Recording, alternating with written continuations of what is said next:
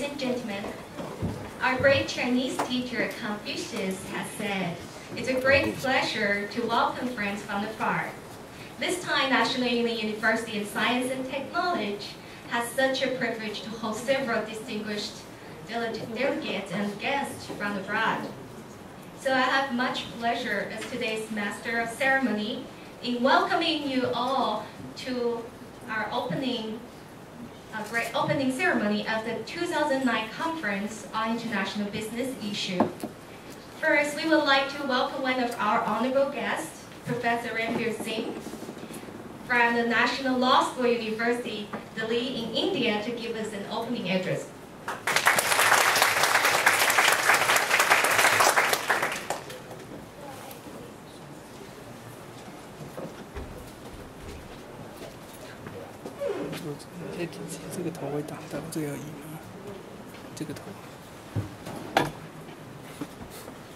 Good morning, friends. Professor Wang,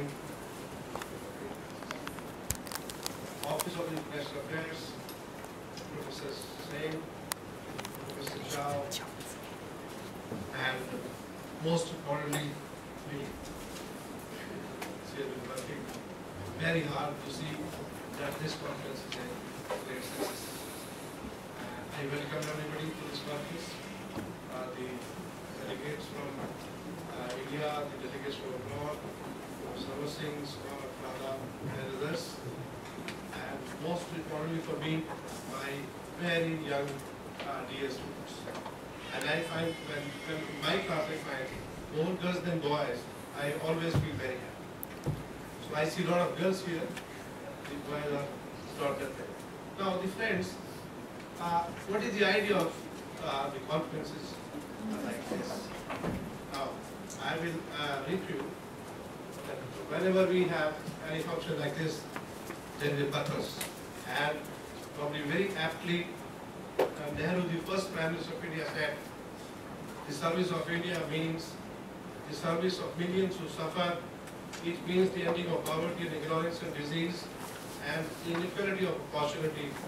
The ambition of the great man of our generation has been to wipe every tear from every eye that may be beyond us. But as long as there are tears and suffering, so long our work will not be over. I think this is the job of each and everybody who gets educated at the expense of the state.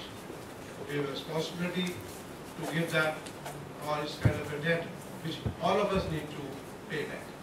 The three pillars of any education are that we want to produce people, those who are technically sound, those who are professionally competent, and the people those who are socially relevant.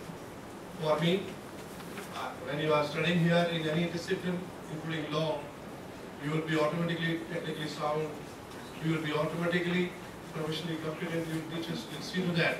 But for me, what is more important is that we produce people, those who are more socially relevant. By saying this, that people should be more socially relevant is that not only that we produce best of technocrats or best of skilled people, but we want to produce best of human beings. If you produce students those who are not best of human beings, probably the teachers or the administration have not done their homework well. So the students have to be best of human beings first, and then anything else later on. I am not allowed to make a very long speech. I'm used to a very long speech. I will not make a very long speech. I'll cut the story short. This conference, basically, we are saying business law is to promote business, to promote money is fine, but at the same time, let me also remind all of us here that there is a very strong interface between law and justice. Because if law is not justice, justice is not law, legal education is not justice education, then there are going to be problems. And probably we have to be very careful about that. And because if we say the right to equality means that everybody can sleep under the railway bridge, that is not the right to equality.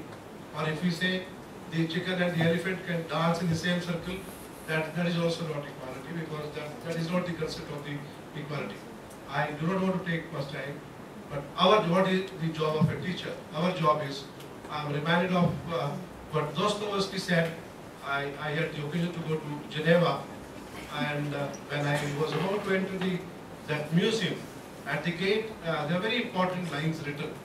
The important lines written are, in this world, everybody is responsible to everybody for everything. I think every teacher, every student, every administrator need to realize that responsibility for all of us. So when we enter active life, let us not forget that we owe a responsibility to everybody in the society, especially not the rich, but the poor. Because when we are students of law, the education component has to be very much informed by the justice component. Because if law is not justice, justice is not law, then the states are nothing but great rubber bands. I don't know too much time. I wish this conference a great success, a great going, and best of luck, best wishes. Thank you very much.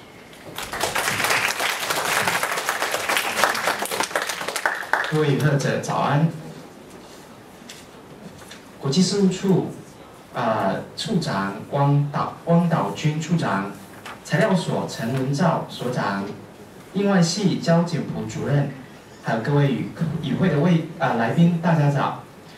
今天要感谢的人很多最主要还有另外一位是我们王美心的助理教授，他用心致力于印度还有台湾的大学之间的建教。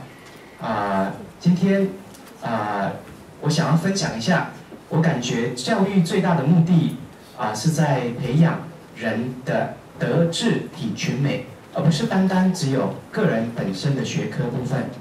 今天我们的会议的目的虽然是在提倡商业，可是在同时，我要更说明的是，法律跟正义是有很大的关系的。这个建立在平等的关系上面，每个人在社会的教育当中都应该为自己所做的事负责，无论是穷人，无论是有钱的人，都应该正视这个议题。最后，我敬祝大会顺利，各位健康平安。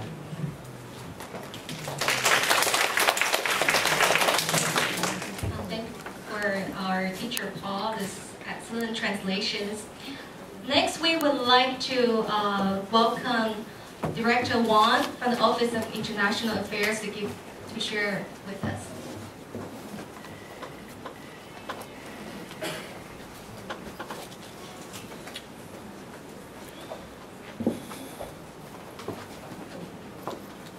Honorable Vice Chancellor Singh of National Law University at New Delhi, India, and Professor Singh of National Law University at New Delhi, Professor Radha of National Law University at Jaipur, India, and Professor Scott Pryor and Mrs. Pryor of Regent University of at Virginia, United States.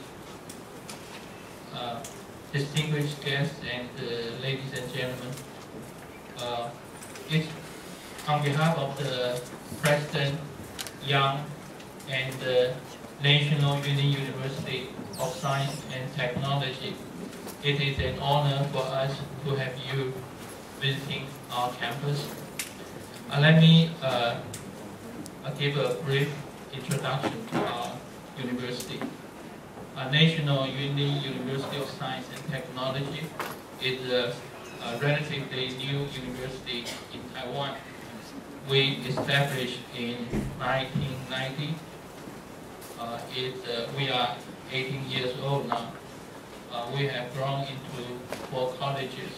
Today, we have 20 departments and 41 graduate programs and 9,400 students. Among those students, 40% are graduate students. And we are one of the leading technological universities in Taiwan.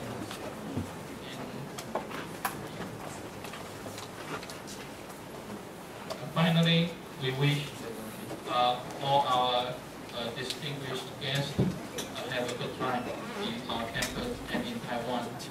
And we hope the conference is a successful one. Thank you.